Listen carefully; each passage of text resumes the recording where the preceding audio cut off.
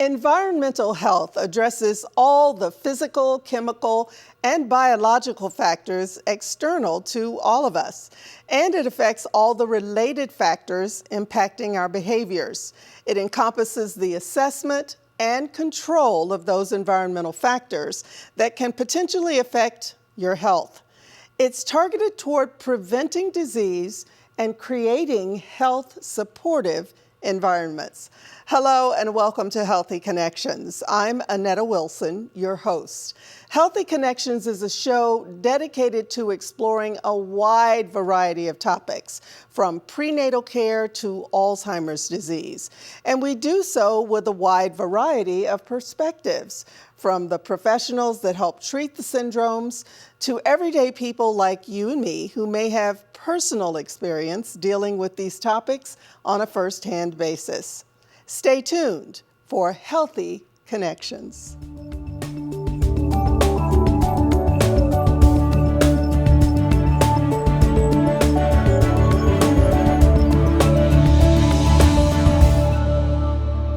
Orange County government is very committed to the protection of our environment. To share with us about that commitment is Denise Cochran, Environmental Program Supervisor of the county's Environmental Protection Division. Thanks for being with us, Denise. Hi, Annetta. I'm glad to be here with you today. So let's start off by just telling people what you do. The Environmental Protection Division at Orange County has a great responsibility to take care of our air, water, and land resources in the county. Oh, that's all? Right. Wow. And how do you even go about doing that? There are a couple of ways. A lot of our businesses have applied and gotten permits to do the work that they need to do, to have certain air elements and water impacts.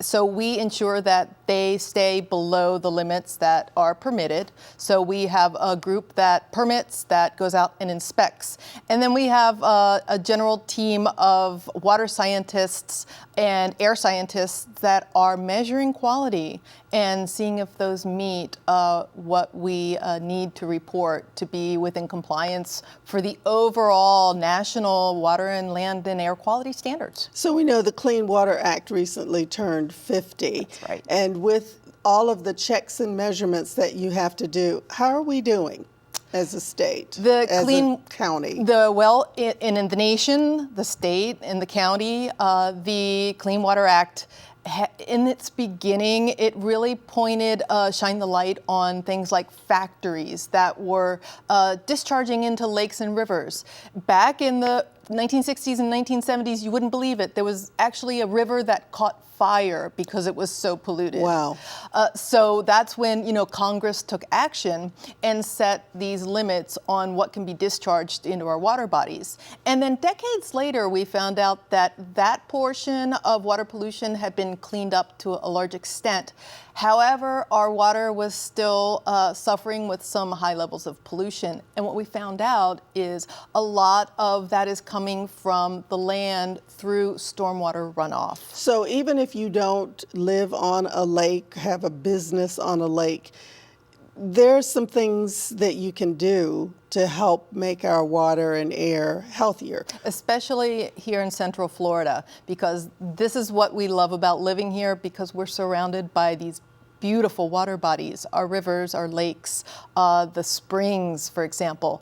And like you said, you don't have to even live directly on a lake or river, but whatever you're doing on your lawns or what's happening around you in the community, once the rains come, if it's a contaminant, a chemical, or some other pollutant or trash, that is going to get into our water bodies one way or the other.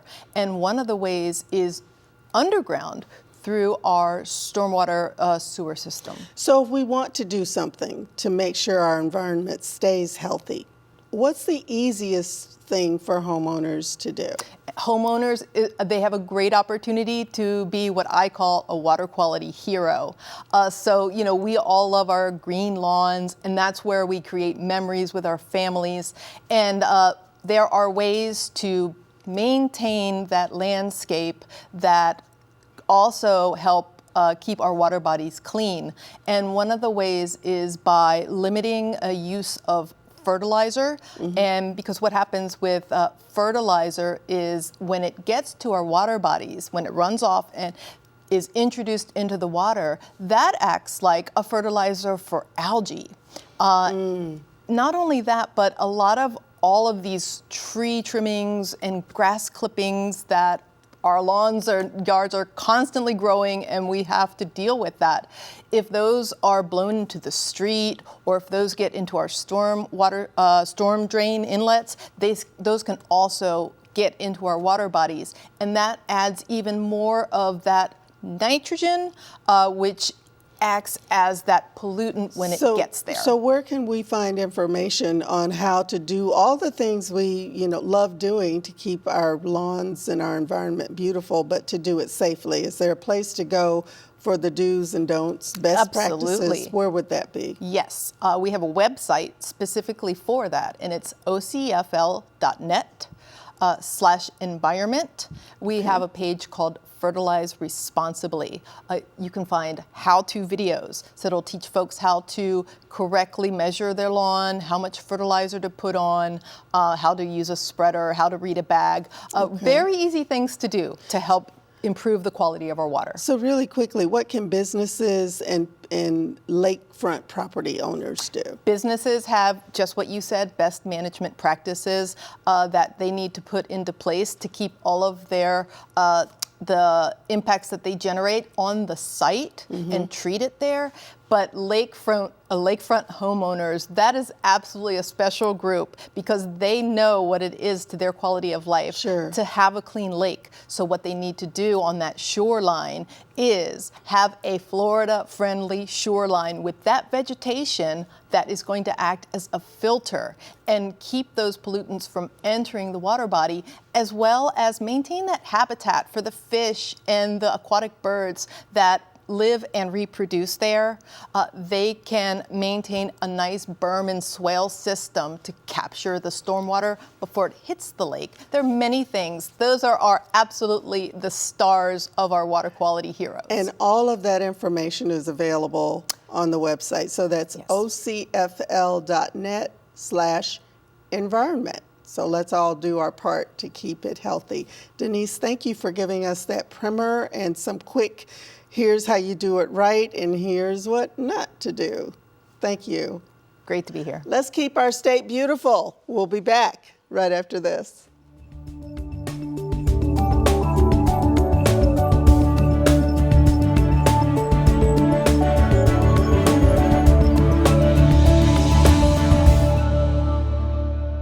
Another major issue many people run into in Florida, and they may not even know about it, is the risk to water quality and wildlife posed by incorrect pool construction. Yes, pool construction and maintenance. Amy Crevan, Prevention Outreach Coordinator for Orange County Environmental Protection, is here to talk to us about it. What does a pool have to do with water quality in a lake? Well, when you hire a company and they're constructing or renovating your pool, they'll inevitably create some sort of discharge. Sometimes that's just discharged water. Sometimes that's the slurry if they're doing an acid wash and they have to discharge that water in order to re-marsite the interior of the pool. That's where the problems occur. So do people assume that water from a pool that has to be drained is going to go to a water treatment facility? Yes. That's not the case here, though. It's a common misperception. People who live here believe that all the water that goes down the storm drain is treated at a wastewater treatment facility, and that's not correct. All of our stormwater is either directly or indirectly connected to our lakes, rivers, springs, and wetlands. So we're not helping our environment by having a pool that's been treated, we think, for all the bad things that would make us sick. When you discharge it is where the problems occur. And sometimes when you hire a company and you believe that they're going to do the right thing, you often don't realize what they're doing with the discharge water. So it's very important before you hire that pool company to talk to them about what their process will be. Is the pool owner liable if the pool company doesn't do the right thing? Correct. Ouch. Yes. So what questions should we ask? So when you're hiring the company to do a renovation, that's generally when the worst impacts occur to our stormwater. Okay. You want to ask them, what will you be doing? If you're doing an acid wash, when you etch the interior of the pool before you remarsite it, will you neutralize that water before you discharge it? Ask them what's the safe pH of the water before discharging.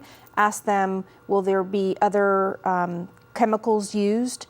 What will you do with that discharged water? Those are questions you need to ask. So where would we find that list? So we'll know what to ask so we don't get in trouble. I can provide that. We have a very simple email address, p2@ocfl.net. That stands for pollution prevention. So you can email p2@ocfl.net. The number 2. Correct. Okay. So let's talk about saltwater pools. People, well, I'm not a culprit. I have a saltwater pool. I'm good. Not so. Not so. Okay. A lot of homeowners don't realize that saltwater pools are chlorine pools. There is a salt cell generator on site that takes that salt and turns it into chlorine. So that's a misperception that pool owners may not realize. So what is the biggest mistake that you have seen pool owners make, either because they simply don't know or they think they're doing the right thing? Where do we get in trouble? Simply just discharging your pool water. Mostly we've seen issues, people discharging directly to a lake, and that's not okay. That's not the right way to discharge your water. First of all, you want to test your water before discharging. You want to make sure you have a safe pH. The optimum pH of pool discharge water is 7.2. So in that's neutral. neutral. Correct. Okay. Yes.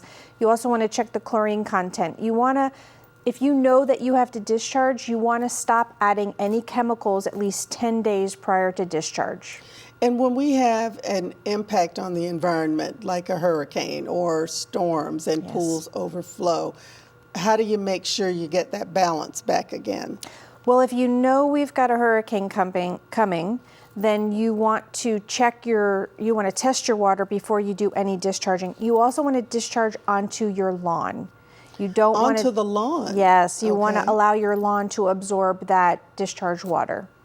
And that's pretty much the only safe place to do it. Yes. Why does that work? Discharging onto, well, Yeah. if you discharge at a slow rate, that's another point that we want to share with homeowners. If you discharge at a slow rate, you can allow your lawn to absorb that discharge water, but then you also give it time to filter through the grass. When you turn it on at a really high rate, it's going to inevitably end up in the storm drain. So what would you tell people who are hearing us and going, what? I didn't know any of this. Where's the best place and the first place they need to go to find out what to do? We do have a very helpful website, Pool Pollution Prevention, and it'll answer questions if you're a homeowner or if you're a contractor, and you're going to get so much helpful information that'll bring you through the process of how do I go about discharging safely. And then if you're a contractor and you're about to do construction of a pool, you can get helpful tips there as well. So that the contractor doesn't get in trouble either. Correct. Are you finding you have to educate both groups? Yes. Okay, so you've got a big job, and with as many pools as there are in Central Florida, you're not going to run out of work anytime soon. No. But hopefully this helps you as a pool owner or a contractor do it the right way where everybody wins. Thank you, Amy. We've got more. Stay with us.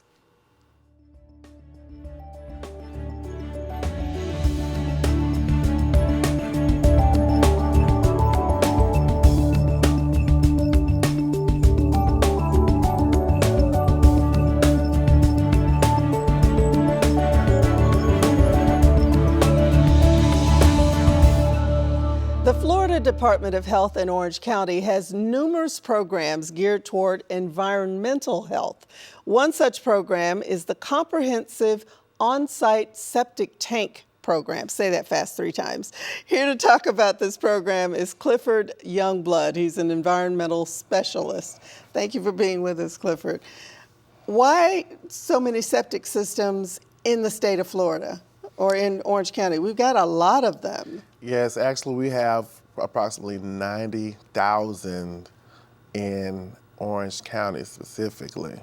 So out of those 900,000, they're all on septic because there's no sewer connection available for them. So the waste product has to go somewhere for safety of the environment, so that they have to go with the septic system. And that's where you step in and monitor and make sure people are doing the right things. Yes. Okay. And those right things include things like making sure that the groundwater is safe, making sure that the system is installed properly with the septic permit, septic contractor and things of that nature, so that, because there's a thing of illegal installations and people thinking that they can do it themselves because they may have seen it done before or think they have some type of plumbing background in their mind, but a septic system is its own creature and it needs to be done properly to be Okay, successful. so let's talk about the do's and don'ts. If you know you have to have a system because you can't plug into a sewer system, what are some of the things you should make sure, what boxes need to be checked? Okay, so the first thing you need to do is contact the health department, us, okay? Come see us so that we can see what it is that will be required for you. Because a lot of it is based on the size of the lot, when it was platted, the date of that the house was built, things like that, lot sizing, the soils in the area, things like that go into play. Have to be considered for to even know if you can have a septic system installed, because if you don't meet those requirements, then you can't do that either. So Then what happens? if that happens, then you have to probably go to an alternative system and things like that. Okay. So what are the biggest problems that can happen if people don't have systems installed properly? I mean, how does that affect the environment? Yeah, the first concern is the environment and the water table, because septic systems are, we use what's called a site evaluation to determine where the water table is located in the soil. Okay. And there is a separation requirement, 24 inches from the septic system, that is required for new installation.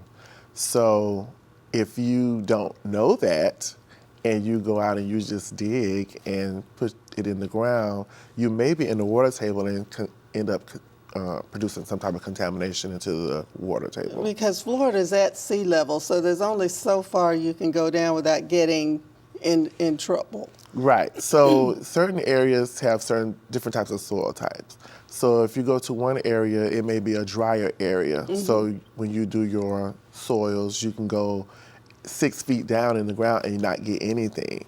But there are some areas where there's a high water table, you probably can't even go 6 inches without hitting water right away. So it is really important that you do your homework. Yes, it is. So in those situations, we have to build up. So that's, if you ever go through a neighborhood and you see like mounds like grass raised in certain areas, it's because we had to go higher because the water table was at a certain level. So let's talk about our natural water, waterways and lakes, and like the Wekiva Basin. Okay. How can something like this impact those bodies of water? So in the septic system, nitrogen is created and other things, phosphorus, things like that are created in the system. If the system, something fails or goes wrong, or in the water table, things like that, that nitrogen can potentially get into water bodies, surface water bodies like lakes, rivers, things like that. And that's not good, because that's when you get into like the algae blooms and things like that, which we don't Nobody want. wants we don't to want. see. So what are you doing like with the Wekiva Basin? So basically, there was a law passed in 2016 that said that any new construction system on lots less than an acre, they would have to install what is called an advanced treatment system. Those are typically aerobic treatment unit systems or PBTS systems, performance-based systems that introduce oxygen into the system to help create to basically reduce the nitrogen levels in the tanks. Okay, is this something that homeowners should do their homework with? Is this something your builder should tell you? Because Builders may or may not know. Homeowners, they should do their homework on this because there are different types of systems. ATU versus the ATU. PBTS. ATU is the aerobic treatment unit. Okay. PBTS is the performance-based system. And there's you can also, get all of this information on the website. Yes, Yeah. there's also another one, the in-ground nitrogen reducing system, that the first two require some type of electricity. Okay. But the in-ground is a more passive system. It just goes by gravity. So Okay, so there's a lot to know before you build in the state of Florida, and where you build and how high the elevation is and how close you are to the aquifer. So to clear up all of that confusion, go to the county's Department of Health website and learn all about it, because it's not just about our physical health, it's about the health of the environment. Thank you, Clifford. you're welcome. We'll be right back. Don't go away.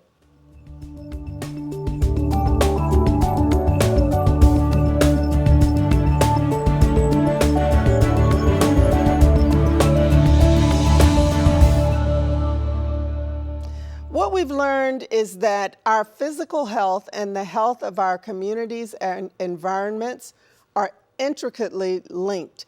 One can't be healthy without the other. And hopefully you've learned how to get started and to continue making healthy connections for you, the environment, and your family. Thanks for joining us. I'm Annetta Wilson.